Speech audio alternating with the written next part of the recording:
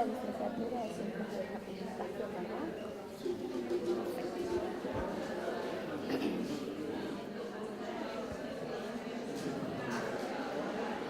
Buenas tardes.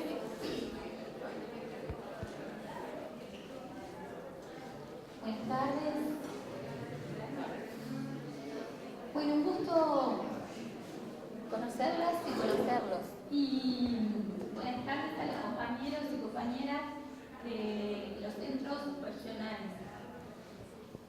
Pido disculpas porque estoy bastante con poca voz y fuerza a causa de las contingencias climáticas. Para nosotros es un gusto que nos hayan invitado, por lo tanto agradecemos la invitación a la comisión organizadora de este espacio de formación integral, a los compañeros del Servicio Central de Extensión y Actividades en el Medio, a los compañeros de la FEU que están organizando este espacio de formación integral. Y vamos a compartir la noche de hoy con el tema ética e intervención con los compañeros Gustavo Schlegel, docente de la Facultad de la Licenciatura de Ciencias de la Comunicación, con Macarena Gómez, docente del programa Cerro, y a mí aquí, que soy docente del programa Integral Metropolitano. Dicho esto, deberíamos compartir también que hoy tenemos entendido, el cierre del módulo teórico y luego esta es como el momento de transición hacia... Escuché voces, Antonito, es el pasaje y la transición hacia los trayectos del módulo práctico, ¿verdad? Y a ustedes les está llegando, o les va a llegar en breve, la información acerca de las inscripciones y los horarios y lugares en los cuales los estudiantes que opten por ir a programa Cerro, donde van a ser recibidos, los estudiantes que opten por hacer el trayecto con la práctica de teatro del oprimido, también, los estudiantes que opten por la práctica de investigación, así también, y los estudiantes que opten por hacer el trayecto en el marco del programa integral metropolitano y la misma forma, ¿sí? Digo esto así todos nos vamos quedando tranquilas y tranquilos de los aspectos más operativos para la implementación del trayecto práctico, ¿sí? Es por eso que está pensado entonces que hoy compartamos por lo menos una introducción en relación a un acercamiento sobre el tema de proceso de intervención y algunas de sus dimensiones éticas. Obviamente, y por suerte, no vamos a agotar el tema, eso está claro, lo que significa que lo vamos a seguir desarrollando y trabajando en el acompañamiento de los trayectos prácticos que ustedes vayan a realizar, ¿sí? ¿Cómo estructuramos este rato que vamos a compartir? El acuerdo que tenemos con los compañeros es que yo voy a dar inicio planteando algunas cuestiones muy generales sobre el tema de la intervención social y comunitaria y relacionándolo con algunas dimensiones de la ética. Luego va a seguir Macarena, trabajando también algunos aspectos de la contradicción del trabajo de campo, y luego va a seguir Gustavo, trabajando con ustedes y compartiendo una dimensión que relaciona ética y estética, ¿sí? Y luego, compartir estas cuestiones con ustedes, vamos a abrir un espacio de intercambio para poder trabajar sobre algunas cuestiones que hayan quedado confusas o preguntas y el intercambio específicamente. ¿Sí? Bien.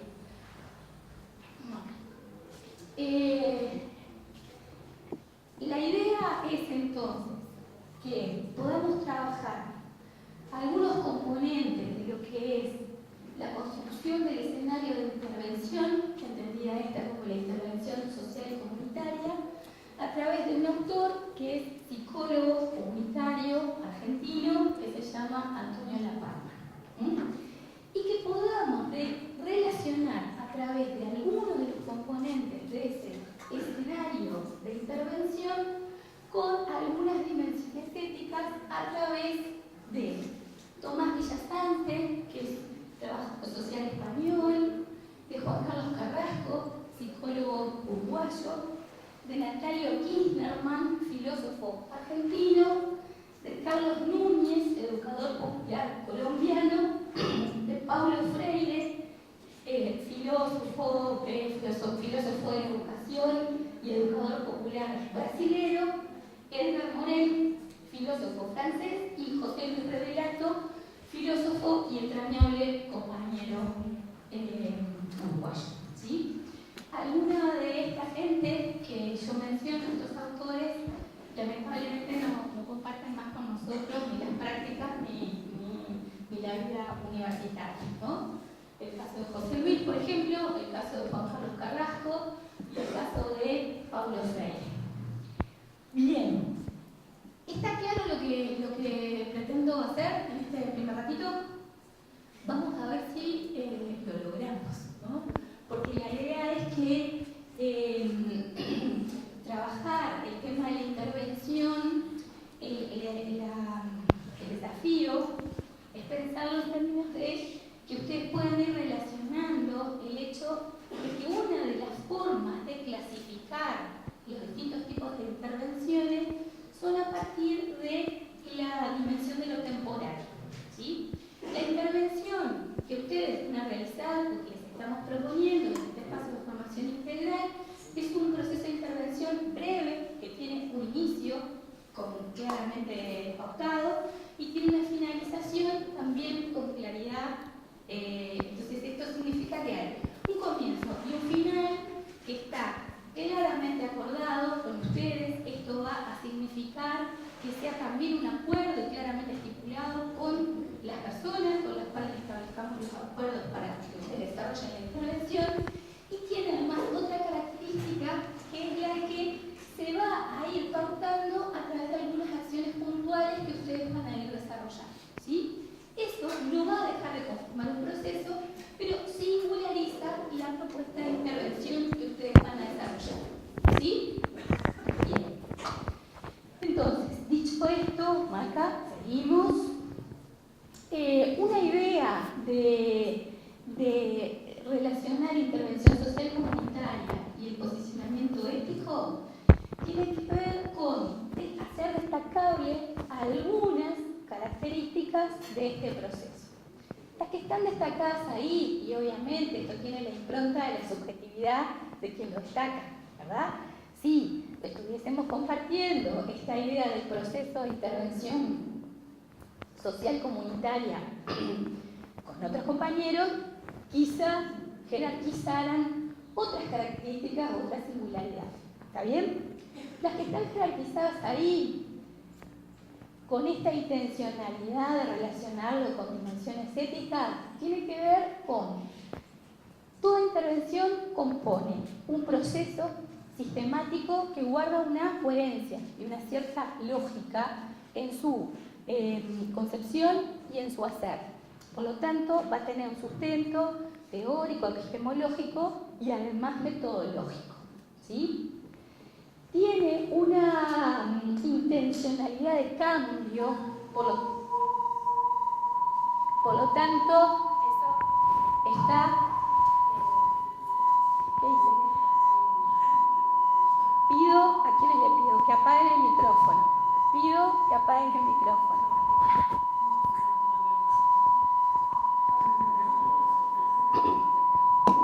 Les pedimos a todos que los micrófonos los tengan apagados porque acá empieza a hacer un zumbido que...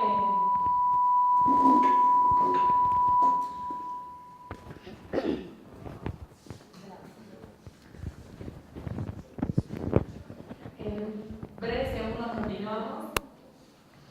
Gracias, Angelito, gracias. Estar controlando tanto artefacto al mismo tiempo es verdaderamente muy estresante. Seguimos. Decíamos, hay una intencionalidad de cambio y el proceso sistemático y con esta coherencia metodológica está orientado a poder transformar la situación de partida de la intervención. Esto comporta todo un problema ético, esto es, cómo vamos a pensar frente a qué cuestiones vamos a estar realizando algún nivel de transformación y vamos a estar cambiando algo. Esto ya nos avisa entonces que hay una dimensión de la ética que vamos a tener que resolverla o por lo menos discutirla en relación a cuál es nuestro horizonte pensado en relación a la transformación, con quién lo vamos a discutir y frente a qué cosa vamos a suponer que la realidad sobre la cual intervenimos y operamos permite, viabiliza o es posible cambiar. ¿Sí? Básicamente una de las dimensiones éticas vinculadas al tema de la intervención pensada desde este paradigma de lo social y lo comunitario tiene que ver con suponer que hay algunas situaciones vinculadas a la desigualdad.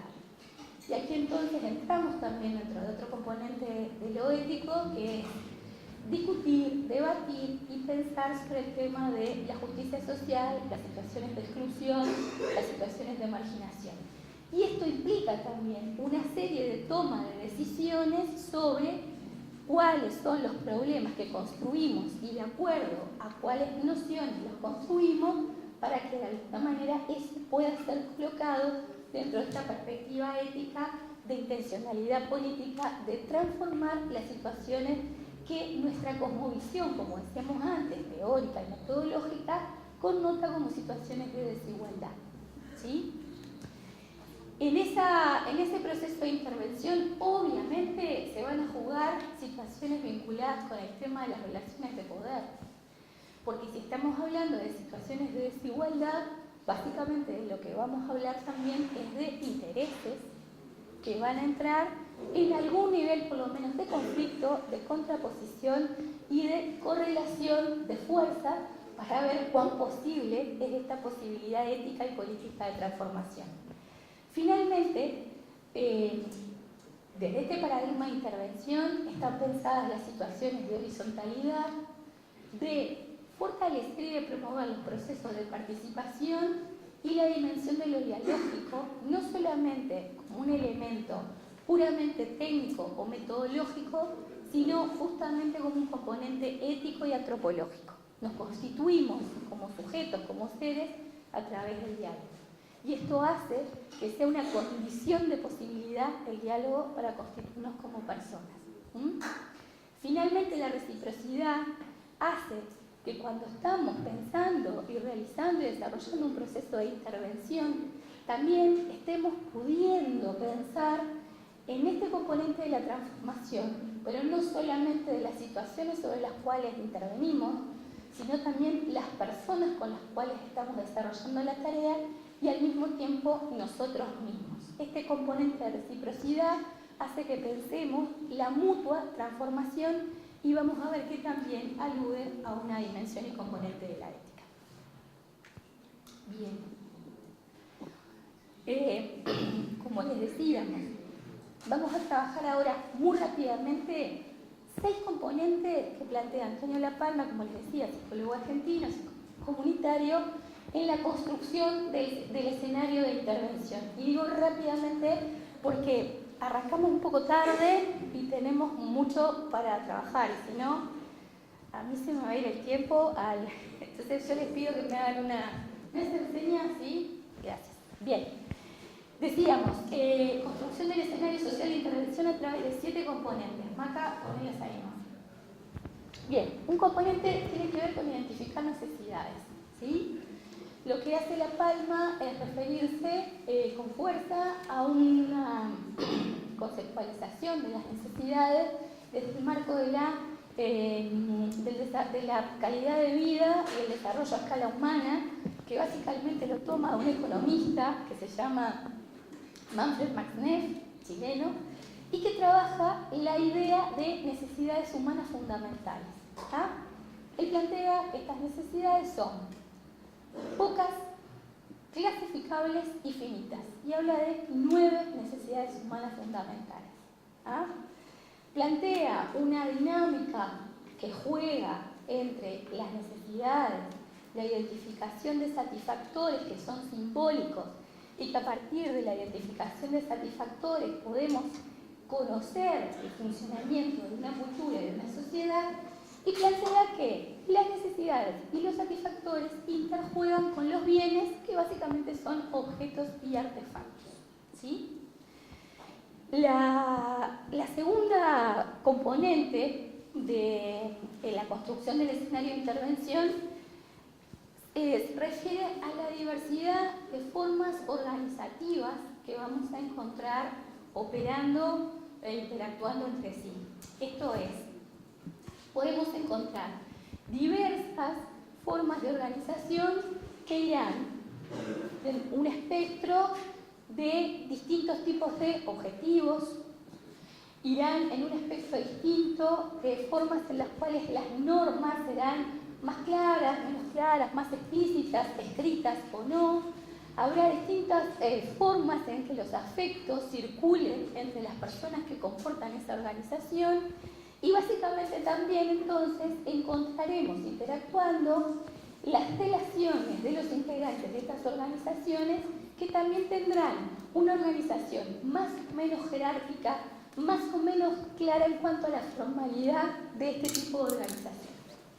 El tercer componente tiene que ver con los procesos participativos que se van a desarrollar en un proceso de intervención y los distintos tipos de inclusión desde el punto de vista social, político, comunitario y ciudadano.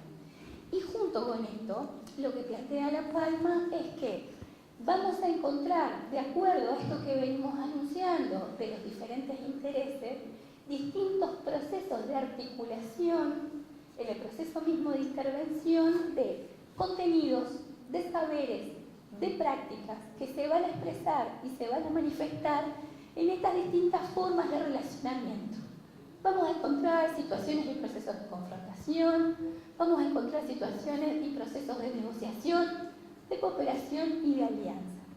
Básicamente, lo que plantea La Palma es que la construcción del escenario de la intervención social y comunitaria es un escenario conflictivo. A su vez, lo que va a plantear es que esta diversidad de formas organizativas que encontramos, desarrollando estos distintos procesos llevados adelante, obviamente por las personas que las constituyen, ¿sí?, están insertas en lo que él denomina el medio ambiente, ¿sí? Este medio ambiente es un medio ambiente cultural, político, social, económico, básicamente de devenir histórico.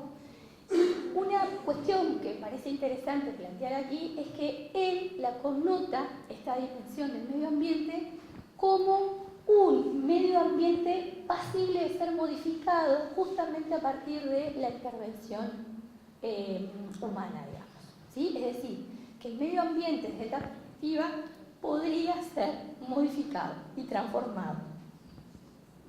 A diferencia de lo que él define como contexto, la cual dice, si el contexto puede ser modificado, para esta perspectiva dejaría de ser contexto. Esto es, hay una serie de determinaciones, ¿sí?, que en otro paradigma quizá le podríamos denominar superestructura, que para esta idea de componentes que entran en juego en el proceso de la intervención, el contexto sería aquello que nos sobredetermina. Y con lo cual es importante analizarlo, pero no sería desde esta perspectiva posible de ser transformado, ¿sí? Por último, lo que La Palma define son las distintas racionalidades de estas diversas organizaciones que entran en juego en el proceso de intervención. Básicamente, las dimensiones serían la política, la técnica, la burocrática y la de la población. Y voy a poner un ejemplo, ¿sí? En uno de los procesos de intervención que estamos llevando adelante desde el PIN en un barrio, estamos llevando adelante un proceso de recolección de datos que permita construir una línea de base que permita hacer una evaluación de impacto de justamente el programa universitario, ¿sí? Esto empieza a ser trabajado como un interés de la racionalidad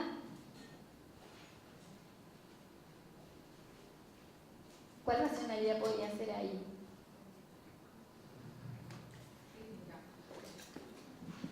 La técnica, ¿no? O sea, nosotros, universitarios, afiliados a una racionalidad técnica, identificamos una necesidad universitaria de evaluar impacto, ¿sí?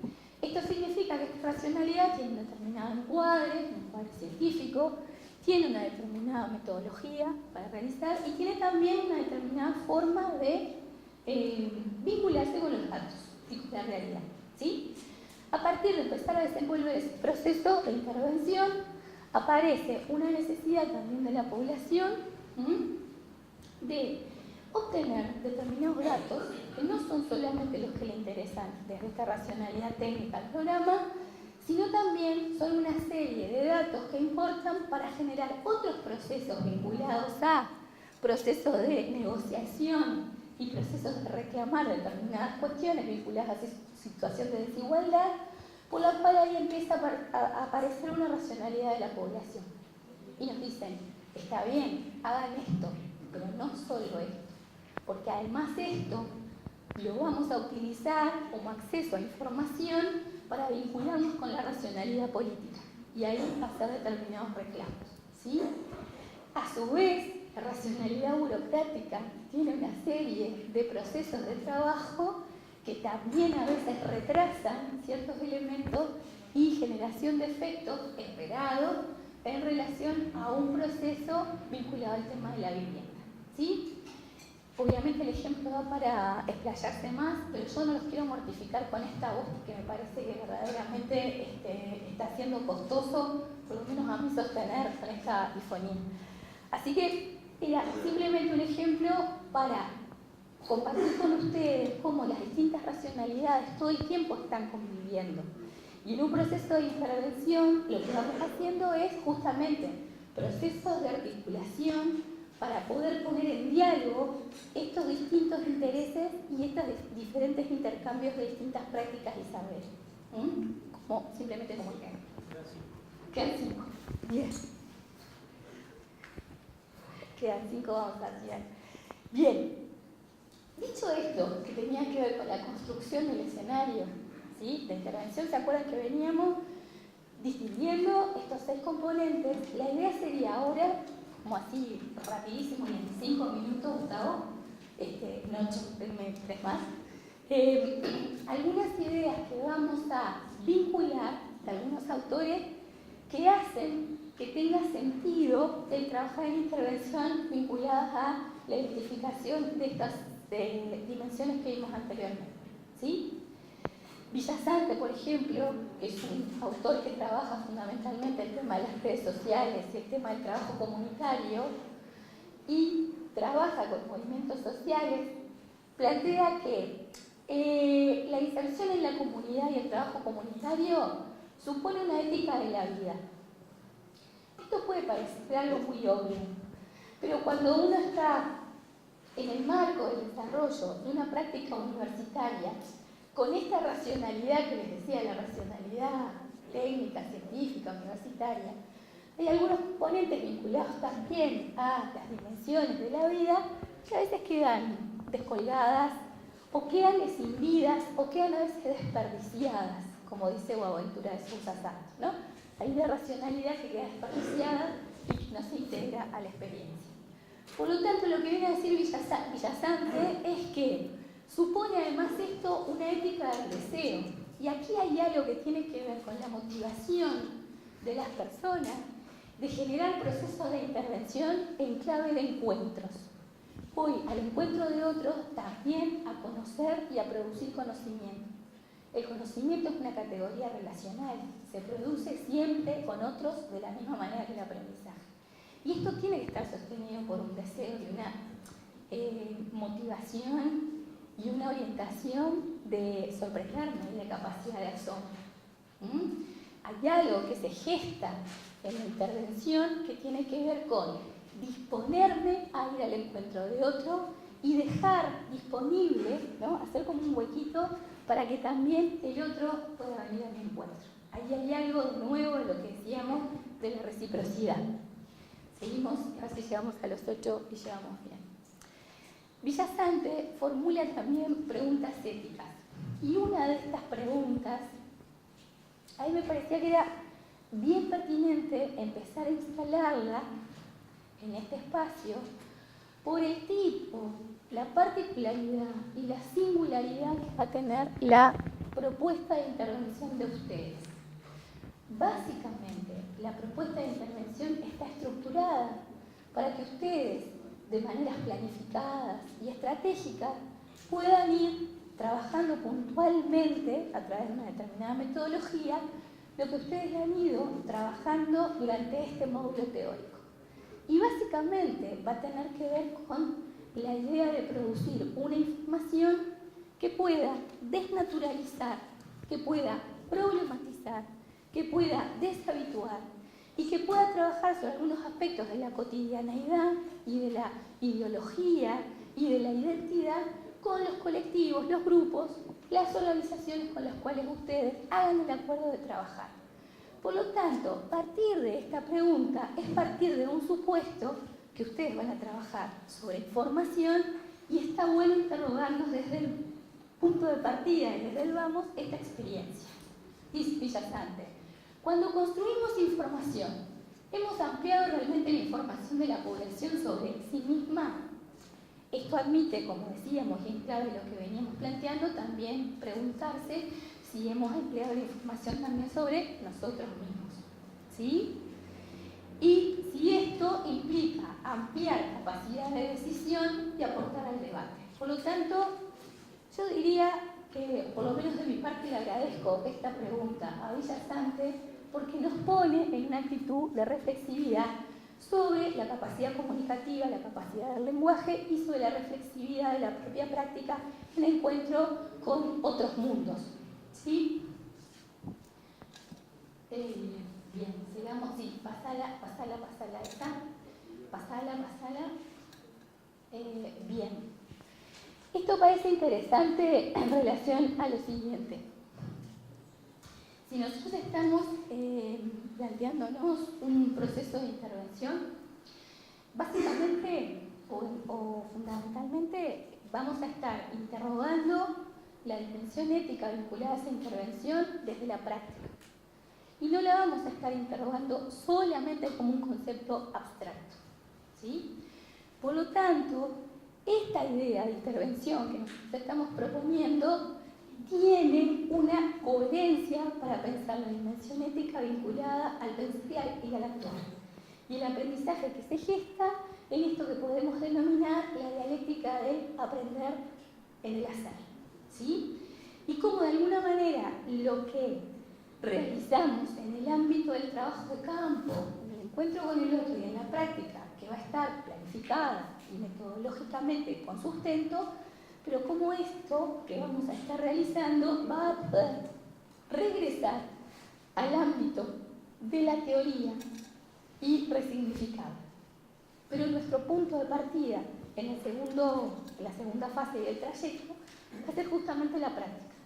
Cuando volvamos a la práctica, no es un volver mecánico a la práctica, sino que es un regreso pensado a partir de poderlo articular con lo que ustedes han venido trabajando en este mes. ¿Sí? Es interesante, entonces, cómo hay un componente de la dimensión ética que tiene que ver con cuán coherente podemos ser, no está pensado en términos de coherencia absoluta, sino que está pensado en términos de coherencia dialéctica. Esto es, no hay un deber ser de cómo debe ser la intervención o cómo deberán moverse ustedes aquí para siempre y es una norma inamovible, sino que esto lo que les invita es a la propia reflexividad y la construcción del ámbito de la toma de decisiones éticas justamente en la práctica y en un contexto de reflexión con otros. ¿Sí? Sigamos porque ya creo que... Bien. Paulo Freire. Paulo Freire, creador del método de alfabetización en Brasil, tipo verdaderamente inquieto y motivado por las prácticas educativas que realmente tuviesen este componente de transformación, ¿sí? esta posibilidad también de interrogarse por la ética de la esperanza a partir de que la práctica educativa genera algún nivel de transformación. Y entonces a mí me gustaría, y con esto terminamos, que tiene que ver con algunas, podríamos denominarles capacidades que vamos a ir desarrollando o poniendo en práctica, algunas y algunos porque ya las vienen desarrollando y están como habituados a hacer. Y para otros serán algunas experiencias de práctica que están relacionando con otras, pero que sí les va a demandar la puesta en juego de determinadas capacidades. ¿Sí? Y Paulo Freire, a mi gusto, las resume en distintos tramos de la obra de esta manera. La capacidad creativa y la capacidad transformadora, la capacidad de asombro, la producción del acto de conocimiento de manera relacional, como decíamos, la dimensión histórica del conocimiento, la participación activa de lo que él llama el educador y el educado. Esto es, hay roles diferenciados, pero la actividad participativa debe ser justamente recíproca, porque si no, de alguna manera no se genera un nivel democratizado del conocimiento ni de liberación. La dialogicidad, cosa que ya lo vimos muy al principio, ¿no? En esto de que lo dialógico es una categoría ética y antropológica, como condición de posibilidad de ser personas. Y por último, esto de la capacidad de interpretar el mundo. La capacidad de interpretar el mundo también no es algo dado, sino que es lo que se construye también. Se construye en base a una serie de insumos que van también constituyéndonos como una vida que tiene historia y una vida que también tiene posibilidad de ser proyectada. ¿Sí? Y creo que ya estamos, no me acuerdo que sigue, pero a ver más acá, solo para seguirlo. Y bien. Sí, finalmente esto, y de verdad que ahora no engaño más y termino. Morel plantea una dimensión ética que viene bien cuando uno va a empezar o a iniciar un trabajo de campo con estas claves de práctica acotada. ¿Sí? El concepto de ecología de la acción de Morel plantea que cuando uno empieza un proceso, hay acciones que podrían estar planificadas y otras que serán acontecidas en la deriva de las acciones. ¿Sí? Y esto es bien interesante porque lo que dice Morel es que esto remite a una cierta idea, sentimiento de incertidumbre, ¿sí? Y porque además remite de nuevo a esto que veíamos anteriormente de la contradicción. Recuerda Carlos Núñez que hablaba de la coherencia, ¿sí? La contradicción es parte de nuestro ser humano y por lo tanto Morel da una especie de ayuda, nos echa una mano y dice, la incertidumbre y la contradicción es parte constitutiva de cualquier acción ética y cualquier acción política. Por lo tanto, por extrapolación, podemos plantearnos que nuestros procesos de práctica y procesos de intervención están plagados de contradicciones y están plagados de situaciones en las cuales vamos a tomar decisiones en contextos de incertidumbre. ¿Sí? Lo interesante de esto es realizarlos con otros y además tener un pensamiento estratégico como respuesta a la incertidumbre, que no es una respuesta rígida, sino justamente en el ir haciendo y esto tener una metodología que sí sea rigurosa y fundamentada, y una respuesta de apuesta vinculada a la esperanza frente a la contradicción. ¿Ah? Yo dejaría por acá y después no tomo preguntas, perdón Macarena, pero se me fue un poco el tiempo, ¿no? 10 minutos, bien.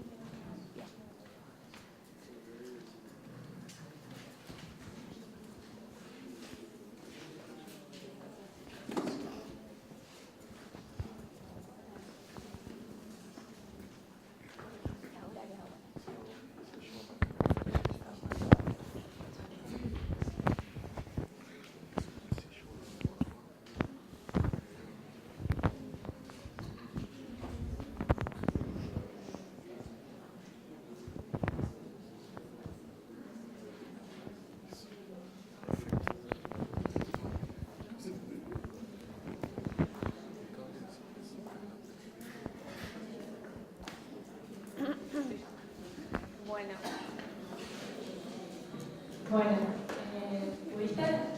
Bien, nos acabamos de conectar con Paysandú. Así que somos un poquito más. Bueno, yo... No, nosotros estamos desde hoy. Ah, Paysandú está desde hoy. Desde el inicio. Ah, fue Maldonado entonces, lo que se conectó. Ahora, disculpen. Bueno, me vuelvo a presentar. Yo soy Macarena y trabajo en el programa APEX. Delia, te pido que vos me hagas lo mismo que yo te hacía a vos. Pasar el tema. Sí. Bueno, y trabajo en la parte de comunicación del programa APEX. Igual esta presentación es como un poco para ver si me acuerdo de algunas cosas y otras las voy descartando en el momento porque muchas de las ideas ya fueron mencionadas por Delia en base a todos los autores que ella tocó, que fueron un montón. La idea es la siguiente. Cuando nosotros pensábamos para qué este módulo, ¿no? Lo que pretendíamos era, bueno, hay un montón de preguntas y de cuestionamientos que nos hacemos siempre y que nos los seguimos haciendo cuando trabajamos con otros, ya sea que llamemos trabajo de campo, intervención, proceso de extensión, proyecto social, no sé, etcétera, ¿no? Incluso investigación, porque también este tipo de interrogantes y de cuestionamientos nos los vamos a plantear también siempre que estemos investigando. Pero lo que queríamos era no dar respuestas, porque en realidad respuestas no hay así, ¿no? Acordadas. Hay sí caminos, ideas que nos pueden orientar o que nos pueden provocar a seguir pensando. Entonces, uno de los autores, que ya un poco igual lo nombraste, ¿no, Delia? A Revelato, pero no llegaste a... Revelato, que sí lo nombraste cuando dijiste que había sido compañero de la Universidad Uruguaya. Él nos propone unas cositas para pensar, que, dicho sea de paso, les cuento que hay dos artículos acá de los cuales saqué algunas ideas, que están en un libro que se llama Intelectual Radical, algo así, que está en la página de extensión, en la página web, está todo el libro en PDF, o sea que pueden encontrar no solo estos dos artículos, sino unos cuantos más de él. Cuando nosotros vamos a trabajar en algún lugar con otras personas, esto que decía, ¿no? Se nos vienen un montón de interrogantes, de preguntas, de miedos, de deseos. Y lo que él dice es que este acto de ir a trabajar con otros no debería ser algo como una decisión voluntarista, nada más que parte de nuestra voluntad, o sea, voy porque sí, ¿no? Sino que parte del cuestionamiento, no vamos a ir a cuestionar esa realidad, porque hay algo de esa realidad que nos cuestiona, y por eso vamos, si no, nos quedaríamos en nuestras casas, no sé, haciendo otra cosa. Hay algunas cuestiones que tenemos que tener en cuenta de la realidad y de nuestra realidad. Quienes estamos acá somos universitarios, ¿no? Quizás nos cueste decir, somos intelectuales, porque es una palabra que pesa un montón, ¿verdad? Pero él sí habla del intelectual.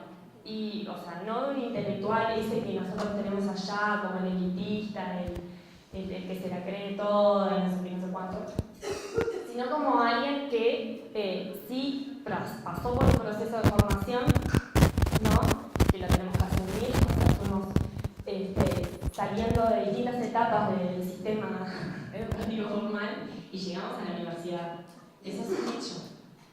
Que marca nuestra personalidad, marca nuestro lugar en el mundo, ¿no? Vivámoslo como lo vivamos. Marca similitudes con algunos y diferencias con otros. Hola. Bien. Esto es algo que nos propone el relato, que lo tengamos en cuenta cuando vamos a trabajar con otros, sobre todo cuando vamos a trabajar a determinados lugares de nuestra sociedad, con determinadas personas que en realidad, ya hoy cuando Debbie hablaba al principio de determinada postura frente al mundo, que le hablaba de lo que dijiste como intencionalidad de cambio. ¿Esto qué es? Es una intencionalidad política. Nosotros podemos plantarnos en el mundo y decir, bueno, está todo bien, así como está, ¿no? O también podemos notar esas desigualdades que hay. Entonces, Revelato en realidad cuando habla siempre como partiendo de la base de que él en realidad su postura y su intencionalidad política era trabajar con esa parte de la población que sufre las desigualdades sociales, económicas, políticas, ¿no? Hay un montón, podríamos analizar muchísimo el tema.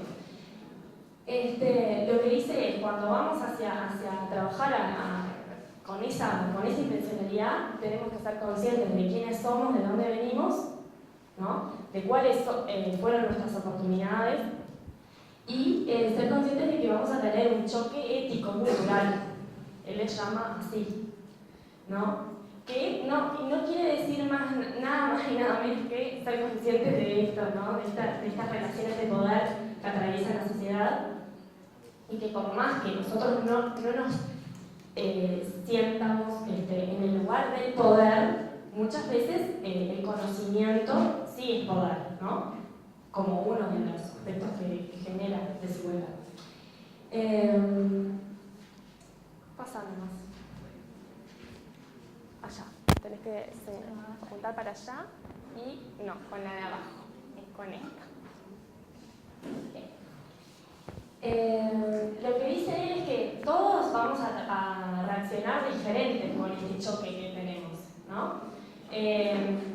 Porque a veces no estamos preparados y por más que hoy estemos hablando de esto acá, no vamos a estar preparados nunca tampoco, no nos vamos a terminar de preparar. Este tipo de cosas se viven y se aprenden y no se terminan de aprender nunca.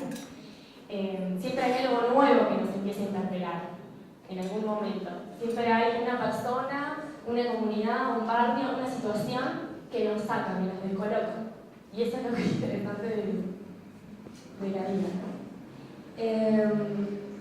Entonces, lo que dice es que cuando sentimos este choque ético-cultural, estas diferencias, algunos pueden optar por tratar de ocultar esas diferencias, hacer de cuenta que no existen, ¿no? Somos todos iguales, ¿no? Yo soy igual a vos. ¿Y qué quiere? Cuando hablamos de esto en un contexto particular, puede llevar a mimetizarnos con el otro, ¿no? A decir, bueno, todo lo que vos hacés, todo lo que vos sos, está buenísimo, así como es, y yo no tengo nada nuevo para aportar, porque soy tan igual a ti que estoy acá porque podría estar, porque vine a tomar mate nada más, ¿no? Y en realidad eso no es real, esto que hablábamos al principio. Nos puede jugar en realidad en contra el decir somos todos iguales. Porque ¿qué pasa? La igualdad es un ideal, es algo hacia lo que vamos. La igualdad, cuando digo somos diferentes, a lo que digo es, estoy refiriéndome a las desigualdades de las que somos conscientes, ¿no? Somos iguales en el término de que somos seres humanos y deberíamos tener los mismos derechos y deberíamos tener las mismas oportunidades y deberíamos, ¿no? Que no se confundan las cosas. Esto nos puede llevar como a esta concepción romántica que dice él del saber popular, en el sentido de que el saber popular entonces es el único que vale. Yo cuando voy a trabajar en el barrio, lo único que tengo que hacer es escuchar al otro, el vecino, porque él sabe todo lo que tiene que saber. Entonces, ¿qué es lo que vamos a hacer nosotros ahí? ¿No? Si no tenemos nada nuevo que aportar. Entonces, eso es como un extremo. Hay otros extremos. Esta actitud, digamos, lo que puede provocar es que al sentirnos en realidad, esto a veces es lo que dice que parte de un sentimiento de culpa. como yo vengo de un lugar, yo tuve grandes oportunidades, entonces ahora lo que quiero hacer es dejar de sentirme culpable y lo que hago son actividades asistencialistas muchas veces, ¿no? De ayuda, de servicio, ¿no? De asistencia. Puedes pasar. Esas son como algunas consecuencias, ¿no? Metodológicas. A ver, no somos conscientes muchas veces de lo que estamos haciendo, ¿no? Y no es que lo hagamos con malas intenciones, ¿no? Está claro eso, ¿no? Entonces, otra actitud, otra consecuencia metodológica puede ser esto de... bueno, ya lo nombré en realidad, ¿no? Perdonen los que no están viendo el PPT, que soy un poco desordenada. Lo que dice esto de de la direccionalidad. En realidad todas nuestras acciones tienen una direccionalidad. Todas nuestras acciones van hacia algún lado, ¿no? Esto de la intención con la que hacemos las cosas. Entonces, por más que a veces pretendamos trabajar con otros sin ninguna intención, eso estamos negando parte de nuestros objetivos. Nosotros acá tenemos un objetivo y tenemos valores, creencias, ideología. Estaríamos un poco, por ejemplo, siendo hipócritas si pensáramos que no le estamos transmitiendo, o yo no les estoy transmitiendo lo que pienso y mi ideología con esto que estoy diciendo. Capaz que no se entiende, pero eso es otra cosa.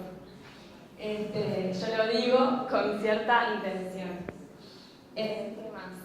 Eso es como un extremo, el creer que en realidad yo no tengo nada nuevo que aportar y muchas veces eso me puede llevar a un error metodológico. El otro extremo predicable al relato es la actitud totalmente, o sea, explícitamente autoritaria. O sea, yo vengo acá, voy a un lugar a trabajar a imponer mi propuesta, mi visión, ¿no? Que otra vez lo mismo, ¿no? No necesariamente es consciente de eso, o buscado a propósito, pero simplemente yo pienso que está buenísimo lo que yo acabo de proponer. ¿Cómo no se dieron cuenta acá de que había que hacer esto?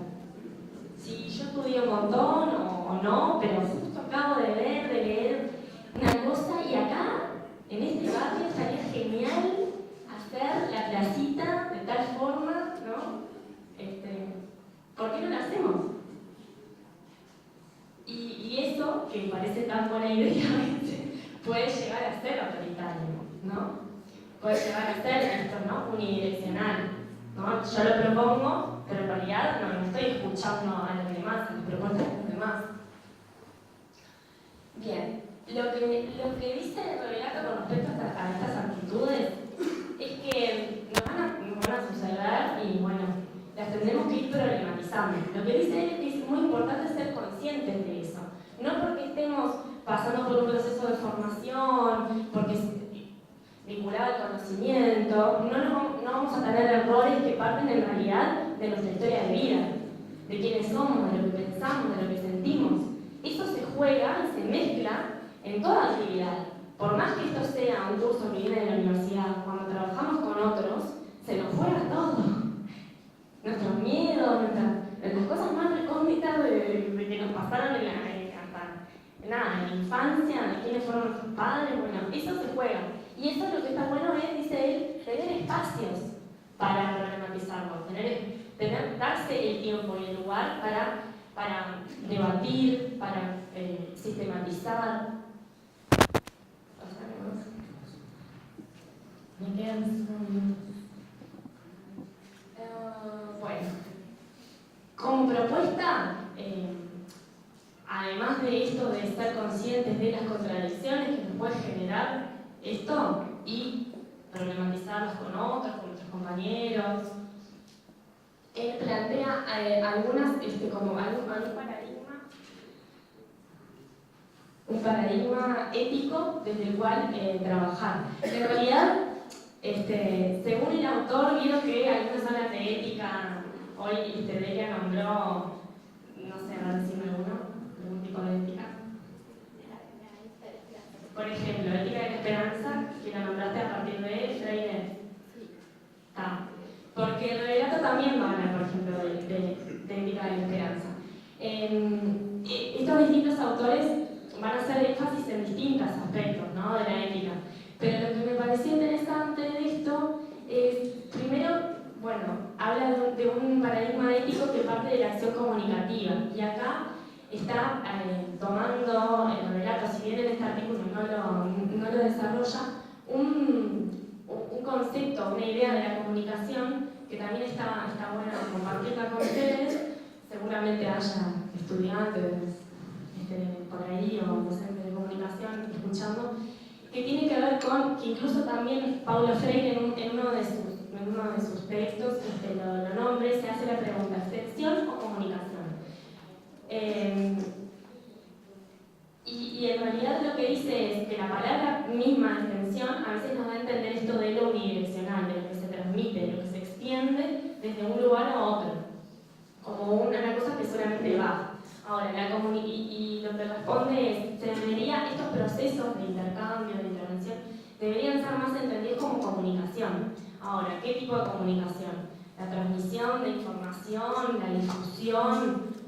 No, en realidad la comunicación como diálogo, ¿no? La comunicación como lo que fluye, en el sentido de que todos podemos ser los que emitimos, los que recibimos y nos vamos intercambiando de roles.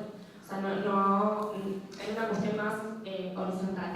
Entonces, digamos que desde ahí es que Revelato propone esa forma de entender la ética, y que a su vez supone un modelo basado en la autonomía del sujeto, ¿no? Esto de creer que así como yo me considero un sujeto que puedo pensar y que puedo transformar mi vida y puedo resolver mi vida, mis situaciones, el otro también, ¿no? Capaz que yo tengo algo para aportarle, y seguramente el otro tiene algo para aportarme diferente. Pero tengo que reconocerlo primero al otro como un sujeto autónomo. Si lo considero solamente como alguien que va a recibir y que necesita, es como que estamos partiendo de un lugar que nos va a permitir trabajar con el otro. Y ahí pasa nomás. Hay una serie de cosas que nombra sobre el modelo de autonomía, que además se contrapone al modelo de beneficencia, que lo llama él, que tiene que ver con esto de que hablamos hoy del asistencialismo, ¿no? Y bueno, y para terminar, en realidad, voy a ver si puedo, mientras Debbie hablaba de un ejemplo del PIM, yo traté de pensar en un ejemplo de látex para no quedar atrás, digamos.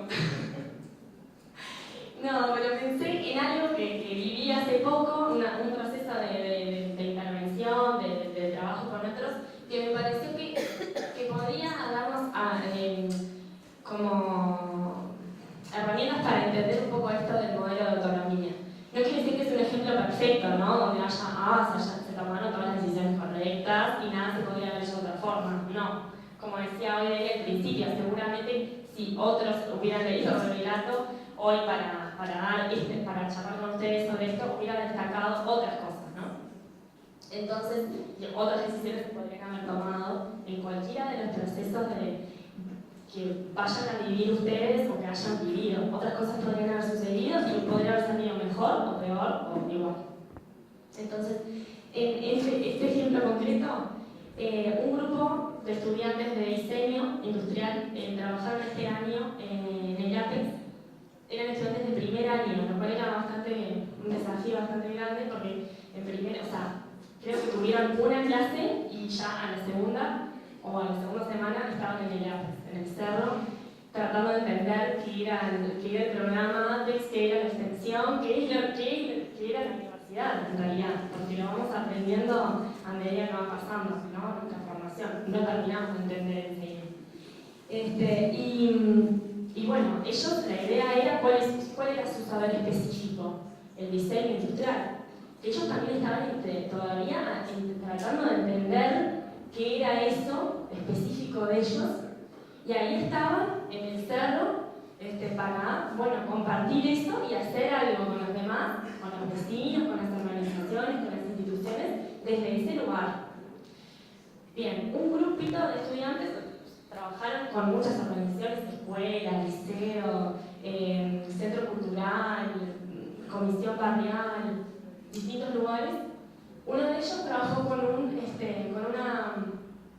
vecinos, con unos referentes barriales de un barrio que se llama Causelia, que está allá en el cerro, y bueno, en esto del diálogo, ¿no? Ellos no iban con una propuesta predefinida, miren, nosotros vamos a trabajar esto, les vamos a proponer, sino que lo primero era conversar, conocer el lugar, a los vecinos y ver en qué estaban, ¿no? Qué era lo que les estaba pasando, qué era lo que les estaba preocupando en ese momento y desde lo cual ellos podían sumar algo. En este caso, desde el diseño industrial. De esos diálogos surgieron muchas cosas, porque a nosotros en la vida no nos pasa solo una cosa por red, ¿no? Y lo mismo pasa en un barrio. Entonces, entre esas cosas grandes está el tema del medio ambiente, la contaminación. Es un barrio que está rodeado de basurales y tiene un montón de consecuencias que nos afectan por ese motivo, ¿no? Entonces ellos empezaron a pensar, bueno, desde el diseño industrial, ¿qué podemos hacer? Y al principio era como, bueno, un montón de cosas, ¿no? Desde, ¿por qué no vamos a hablar con la intendencia nosotros y resolvemos y les decimos que pase el camión y no sé qué? Y bueno, y ahí es como, bueno, corresponde, o sea, es el rol de ustedes, ya nos habrá hecho eso. A ver, acá hay una comisión de vecinos funcionando, ¿no? ¿No sabrán ellos también en otro momento ocurrido esa idea de ir a hablar desde el diseño industrial? ¿Habrá otra cosita que se pueda hacer? Bueno, un montón de preguntas. Y finalmente, como esto era una cosa de tratar de hacerlo con nosotros y no llevar la propuesta, ellos empezaron a pensar en el tema del reciclaje, ¿no? Y tampoco era que tenían las recetas de reciclaje porque no es algo que lo venía trabajando hace mucho tiempo ni nada, pero le propusieron eso a los vecinos como que era una idea que tenían ahí y los vecinos le dijeron, bueno, nosotros en realidad ahora estamos pensando en el Día del Niño, que va a ser en agosto, y en ese día queremos hacer una actividad y trabajar desde distintos lugares con los niños en la cuestión del medio ambiente. Bien, ahora el Día del Niño iba a ser después de que la práctica de los estudiantes terminara. O sea, es como que la idea es que ustedes en este EFI trabajen hasta fines de noviembre más o menos. Es como si ustedes van y se ponen a trabajar con una comisión y surge tremenda idea, pero esa idea es para ejecutarla en marzo del 2015. Porque en marzo del 2015 pasa una cosa impresionante que tiene todo que ver con lo que ustedes están trabajando, ¿no? Y dicen, ¡pah! Y sin embargo la práctica se termina en noviembre. ¿Qué hacemos, no?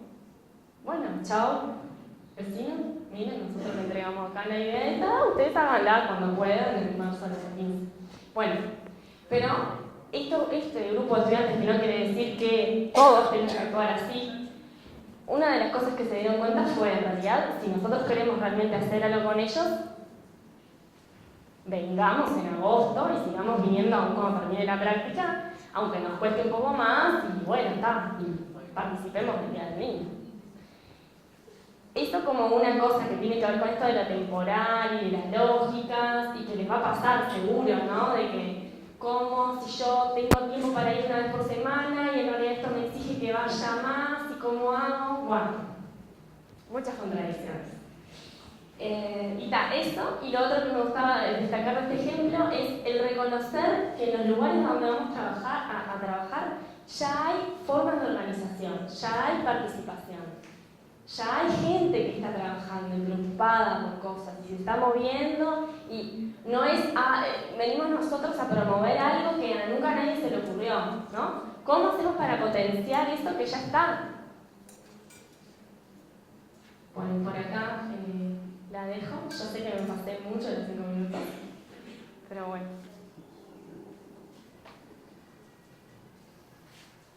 ¿Te paso algo a TPT? ¿Lo busco allá?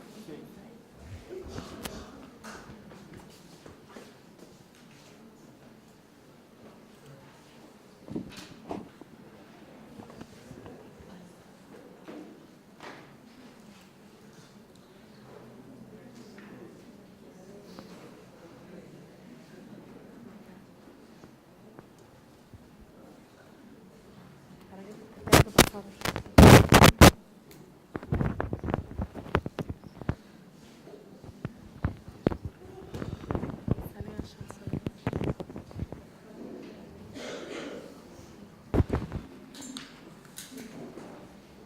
Hola. Bien.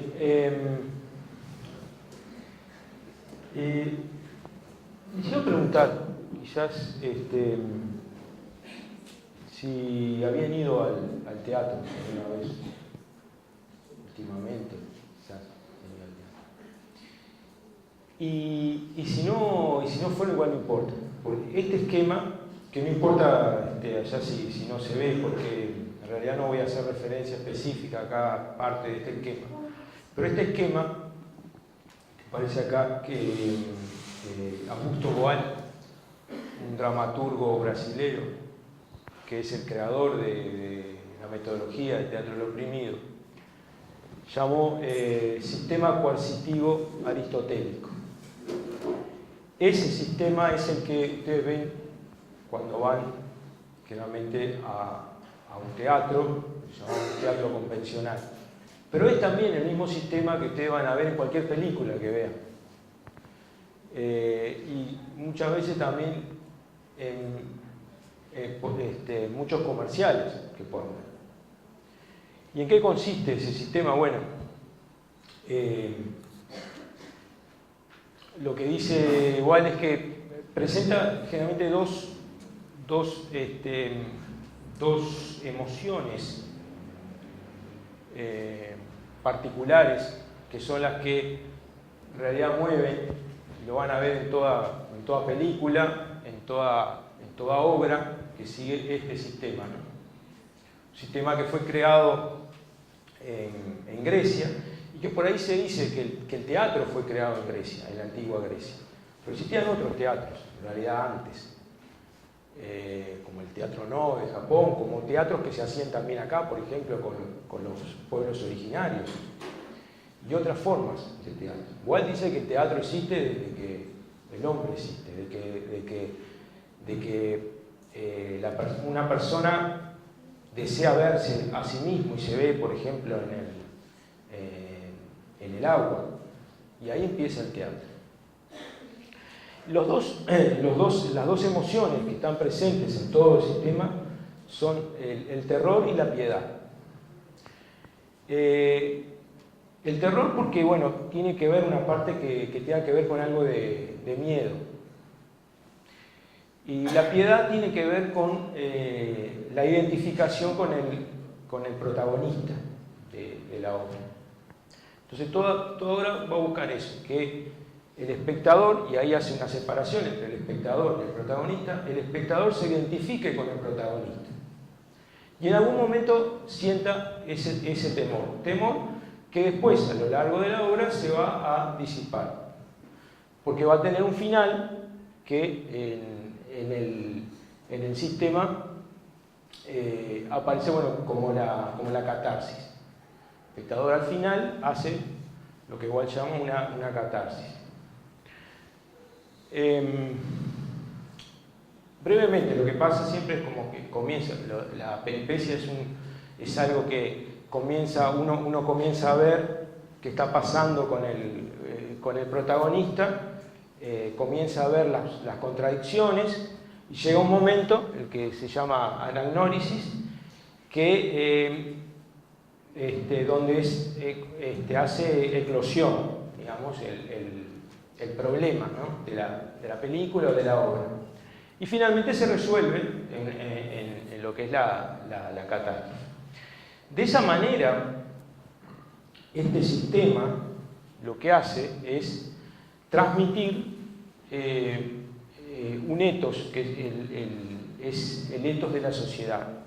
Trata de transmitir, cuando dice etos tiene que ver también con ética, ¿no? Trata de transmitir una concepción de la sociedad, de tal manera que el espectador sea más pasivo. Eso es lo que busca el sistema. ¿Cómo? Dejando en el lugar del protagonista su acción. Es el protagonista el que actúa por mí. Yo me identifico con el protagonista y el protagonista es el que hace todas las cosas. En realidad yo me estoy identificando con él, ¿no? Pero es él el que las hace, no soy yo. Yo paso por situaciones como temor con el protagonista, como puedo pasar con situaciones de rabia o situaciones de amor, pero siempre el protagonista que las hace por mí.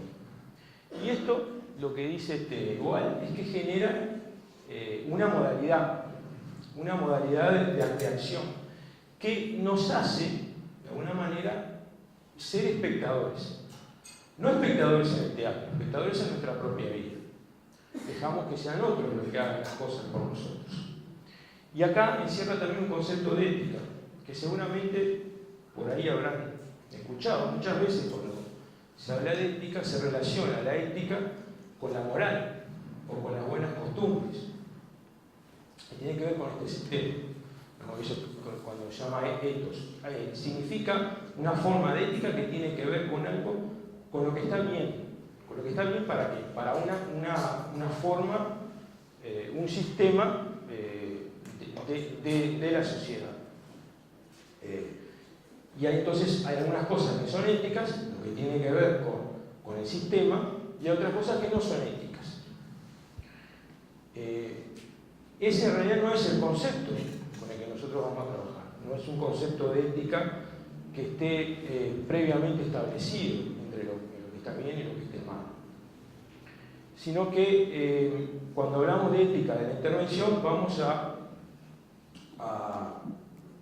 buscar una ética que tiene que ver con la construcción, como decían las compañeras, ¿no?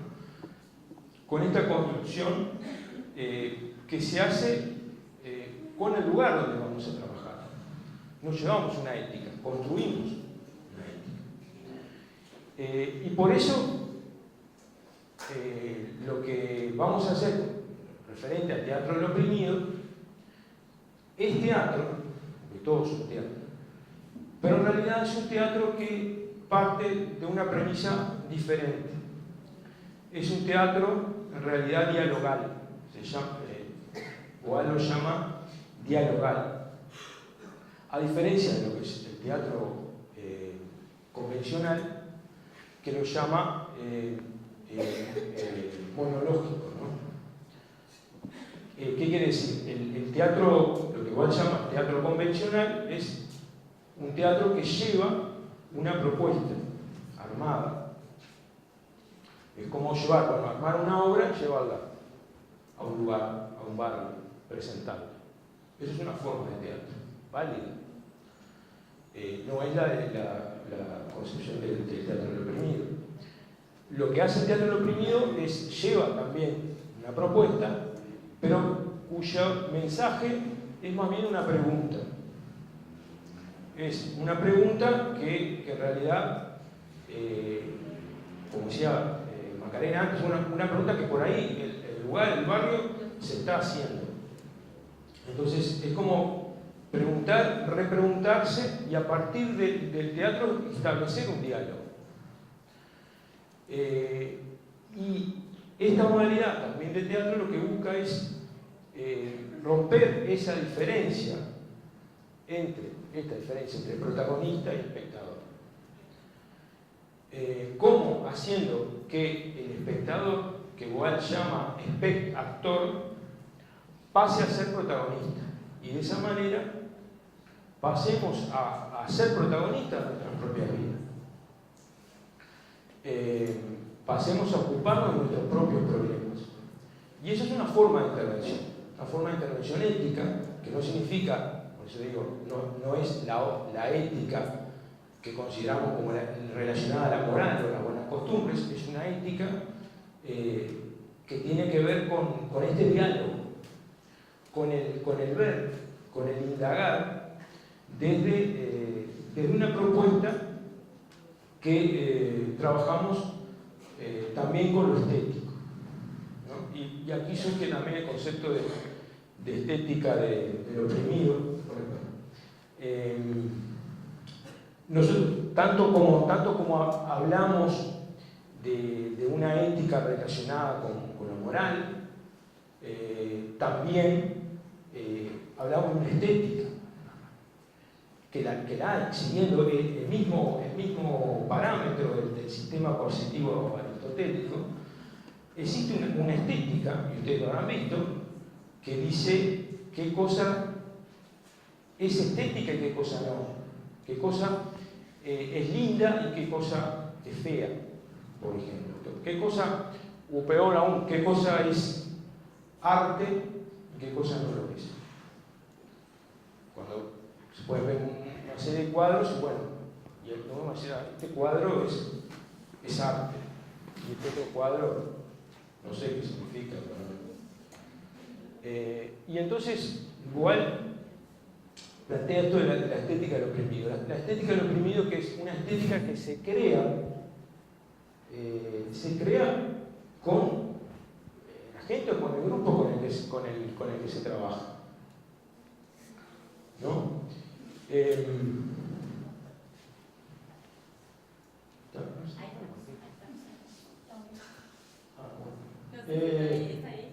Sí, bueno. No, está ahí. Sí, no sé. Bueno, ética de la enfermedad. Bien. Entonces, entonces hablamos de una, decíamos, estética del oprimido, una estética que se construye con el grupo, con el barrio, con el lugar donde se va a trabajar.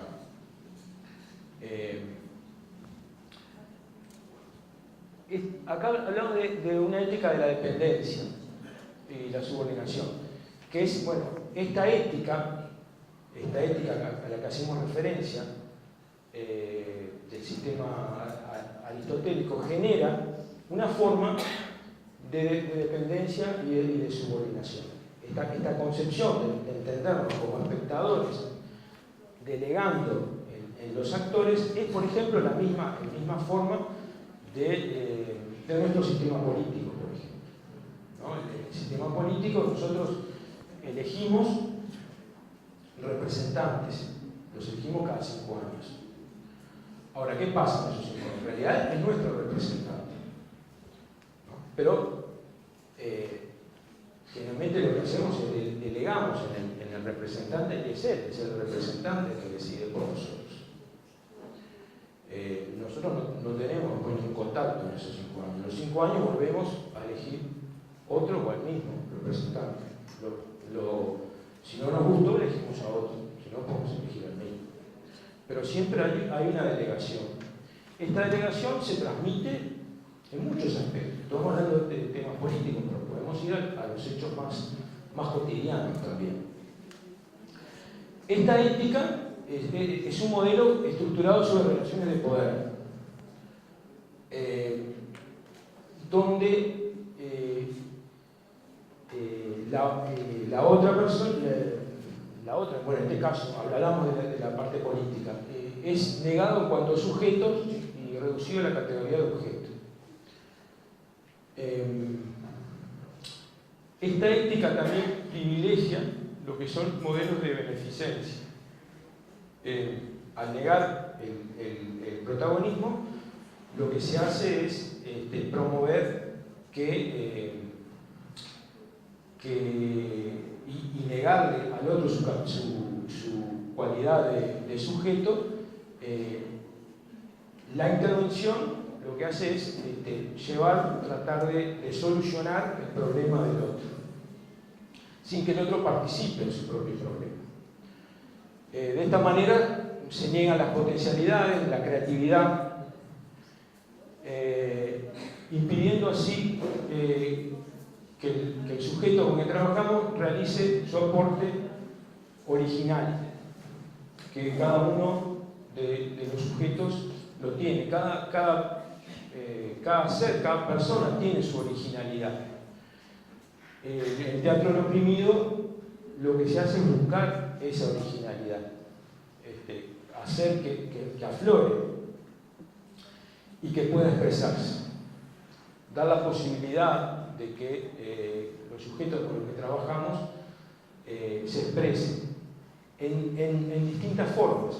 Por eso es que no solamente se utiliza la palabra, también podemos utilizar la expresión a través de imágenes, a través de movimientos.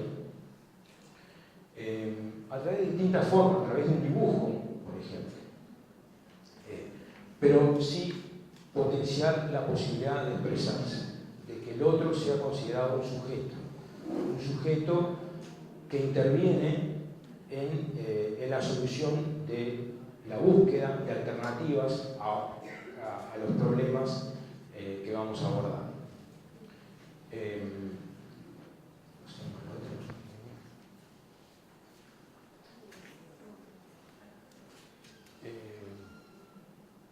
Entonces, bueno, ¿cuáles son las posibilidades de construir alternativas? Lo hacemos siempre, buscamos la intervención a través de microprocesos. Es decir, el teatro del oprimido trabaja con problemas específicos. Trata de ir hacia un problema que surge del lugar donde se trabaja. Y es un problema cotidiano. Muchas veces, por ser tan cotidiano, no se ve como problema. Pero bueno, a través de la metodología del teatro oprimido, encontramos formas de visualizar situaciones de opresión que a veces, por ser tan cotidianas, no son visualizadas. Pero lo importante es trabajar sobre procesos cotidianos y relacionarlos a las estructuras. Otra forma es trascender la mera racionalidad. Boal dice que hay dos formas de pensamiento. Una de pensamiento simbólico, que es lo que estamos utilizando a través de la palabra, y otro el pensamiento sensible, que tiene que ver con la expresión desde nuestros sentidos. Otro de los aspectos con los que trabajamos es que estos problemas afloren desde la sensibilidad, no solamente la palabra. A veces, si nosotros generamos un espacio de que todo el mundo diga, bueno, a ver cuáles son los problemas, una especie de no sé cómo es la palabra en español, lluvia de ideas, una lluvia de ideas y bueno, la gente empieza a tirar cosas, ¿no? Pero muchas veces pasa que hay situaciones de opresión que no están o no pueden ser planteadas desde el punto de vista racional, ¿no? Porque son tan cotidianas, son tan vivenciales, que a través de un gesto, a través de una figura, comienzan a salir. Y entonces trata de relacionar estas dos formas de expresión, ¿no? Del pensamiento racional y del pensamiento sensible. Que es importante, no se niega el pensamiento racional, sino al contrario, se busca la complementariedad con expresiones que tengan también que ver con el sentir, que muchas veces no pueden ser expresadas así directamente desde lo verbal. Claro, sí. Entonces, una ética de la autonomía,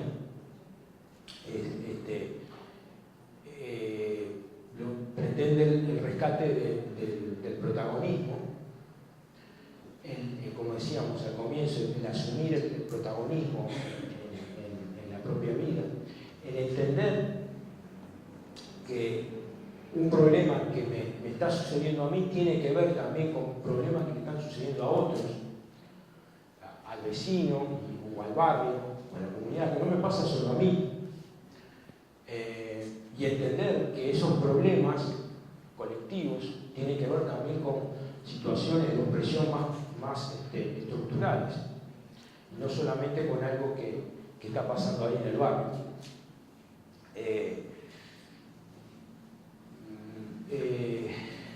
Bueno, el tema de la autonomía también tiene que ver con la búsqueda también de la mayor sensibilidad.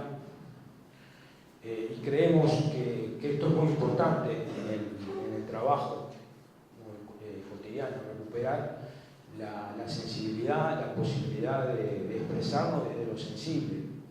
Bien. y que en el trabajo rescatar también el placer, lo gratificante, que la construcción política, porque es un teatro de construcción política, no esté relacionado solamente con el sacrificio, o con la búsqueda o sea, lo político como forma de construcción relacionada con el sacrificio, ¿no? Con una concepción de militancia relacionada con el sacrificio. Busca también el teatro como forma de placer, de disfrute y de juego. La forma de encontrar los problemas muchas veces es a través de una serie de juegos que se realizan para que a partir de allí comiencen a aparecer situaciones de opresión. Y bueno, también otro que no es algo que esté dado, es un teatro que lo que busca es la construcción, una construcción entre todos. También yo quería relacionar también a algo que habían planteado por ahí las compañeras.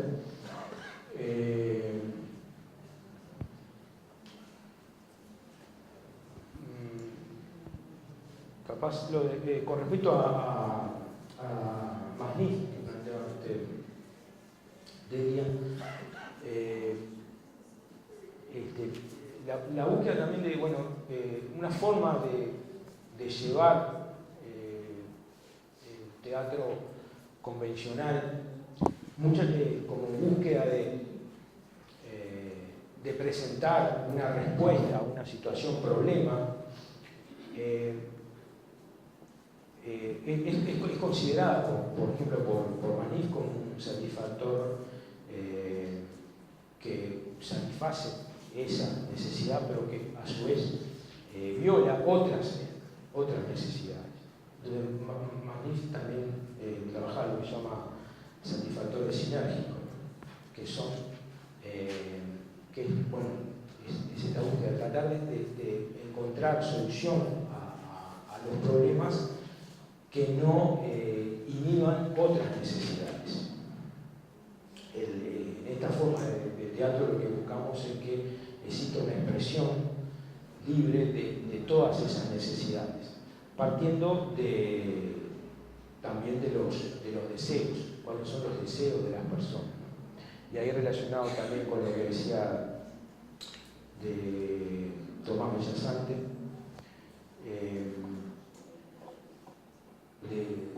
de una ética de la vida.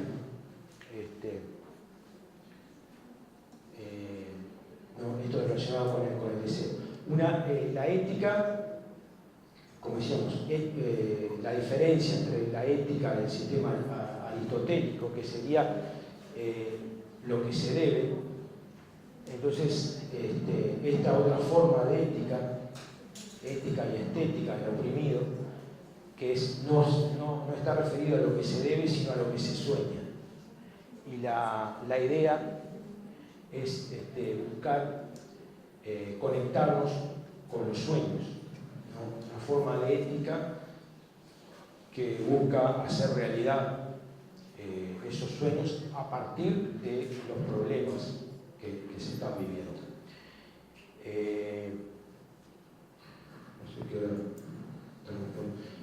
Porque la idea es, nos gustaría, nos quedan algunos minutos, pero que queríamos más que nada dejarlos para ver preguntas o dudas con respecto a esto, o interrogantes, o lo que quieran ustedes comentar. Un poco porque pensábamos esto, ¿no? Que hablábamos de una ética de intervención. Como decíamos, bueno, en el teatro del oprimido, el teatro dialogal, buscamos también eso, ¿no? Que exista una forma de intercambio. Bueno, nos quedan pocos minutos, pero la idea también acá y en otros lugares, si existe algún planteo que se quiera hacer y por ahí, a partir de ahí, generar diálogo. Y me dice también que la compañera con la que vamos a trabajar, el Teatro del Oprimido, que comenzaríamos, comenzamos el Teatro del Oprimido el próximo jueves en este local de veterinaria, que empieza el jueves a las 19, porque había una... Porque el mail decía que empezaban en expresión, en No, hubo un planteo que se iba a hacer en extensión, pero finalmente quedó establecido este salón. Pero empieza el jueves, Teatro del Oprimido. El jueves próximo, jueves 4 a las 19. Sí, porque cuando te inscribías te decía que era la expresión. Pero yo tengo una consulta. Si la propuesta aparece, y en el caso del Teatro de los Oprimidos yo no aparecía con hora ni con nada, solamente una de las propuestas aparecía con horario, ¿es porque ya no hay cupos? No, había cupos. Hay. Están preguntando, porque los demás lugares no habían escuchado, están preguntando si cuando se inscriben, si no aparece el horario, es que no hay más cupos. No te sabría contestar. Bueno, parece que para el Teatro del Oprimido hay cupos. Igual hay una cosa, quizás hay en alguno de los lugares del interior gente todavía que tiene alguna pregunta o comentario respecto al tema que acabamos de dar. Sabemos que hay un montón de dudas prácticas de cómo esto sigue, pero primero saldemos las dudas o comentarios con respecto a la temática. Si es así, les decimos a la gente del interior que hable ahora o calle para siempre. Y bueno, psicología, vemos que se fue vaciando la cosa. Pero bueno, se está llenando. Bueno, acá alguien quiere comentar algo. Ahora sí. ¿Pueden pasar la lista para adelante? No, yo tenía una pregunta que era, capaz que estoy matando con la pregunta, pero a ver si podrías dar algún ejemplo de algún caso en el que, de alguna intervención que se haya hecho con Teatro del Oprimido, como que se haya sacado o cómo, de qué manera, para hacerme un poco más la idea, la imagen como que me costó, no sé eso.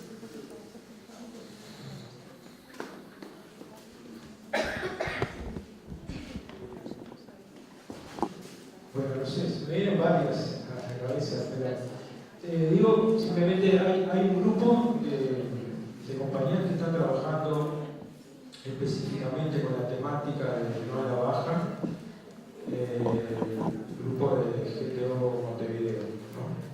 Eso sí.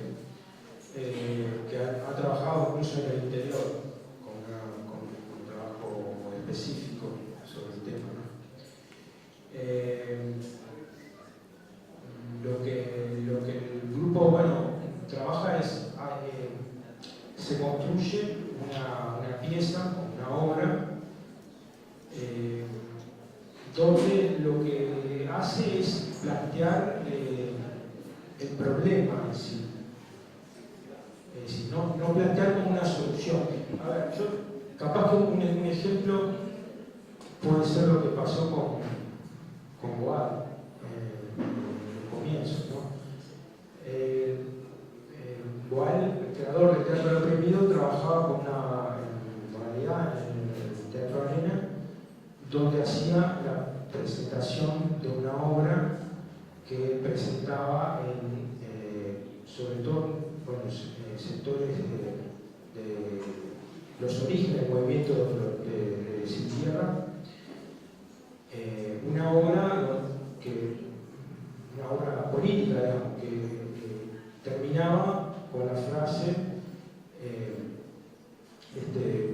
tomemos las armas y derramemos nuestra sangre. Esa es la consigna con la que terminaba. Y aparece una persona que la nombra mucho Boal en sus libros, que se llama Virgilio, que les dice, al final, que bueno, que le había gustado mucho la obra, que ellos tenían armas y que los invitaban a que fueran con ellos a conquistar Entonces igual le dicen que bueno, que ellos no, que en realidad eran artistas, que en realidad no le iban a ayudar mucho porque no sabían, digamos, sabían de la actuación.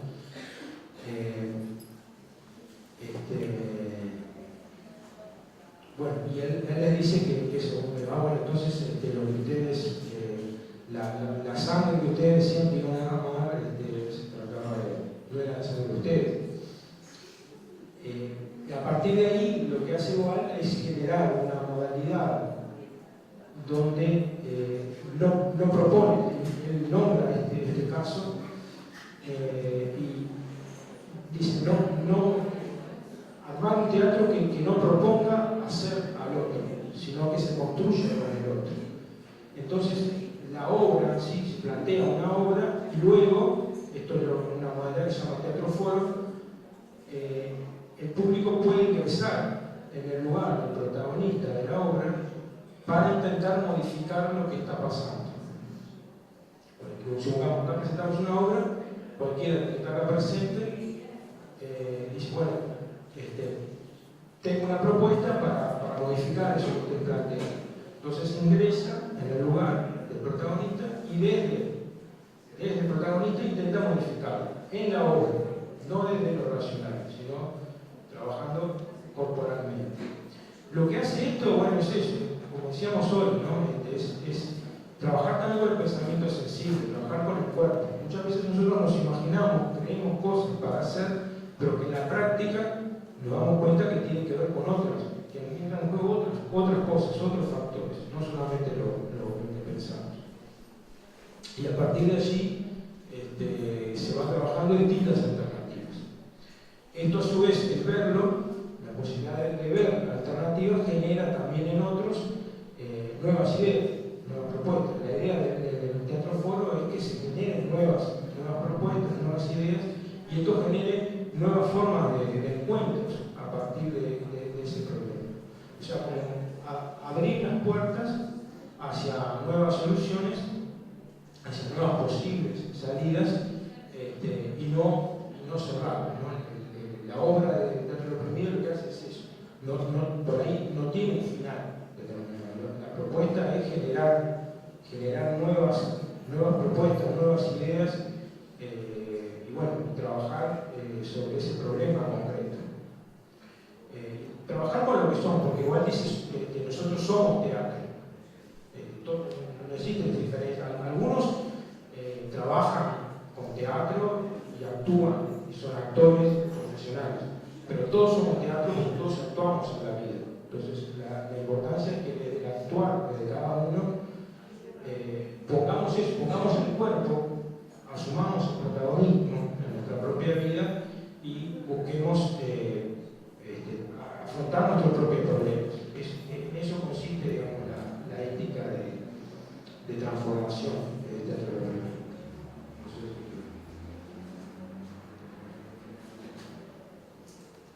¿Alguien quiere preguntar algo más o hacer algún comentario?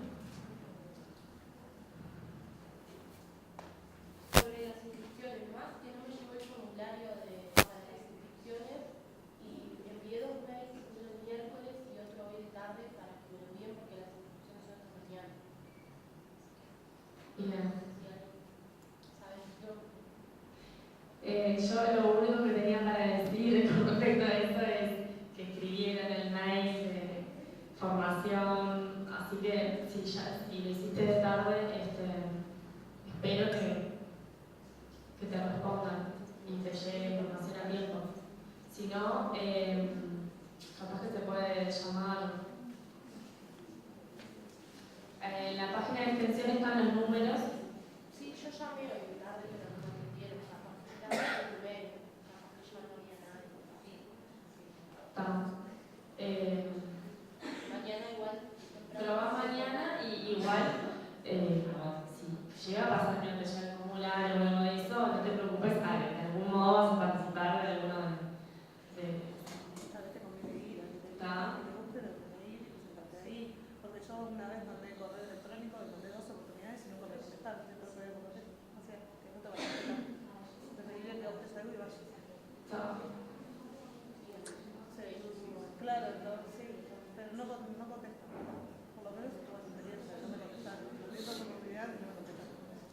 mandé al extenso. sí, mandé a los dos. ¿Alguien más?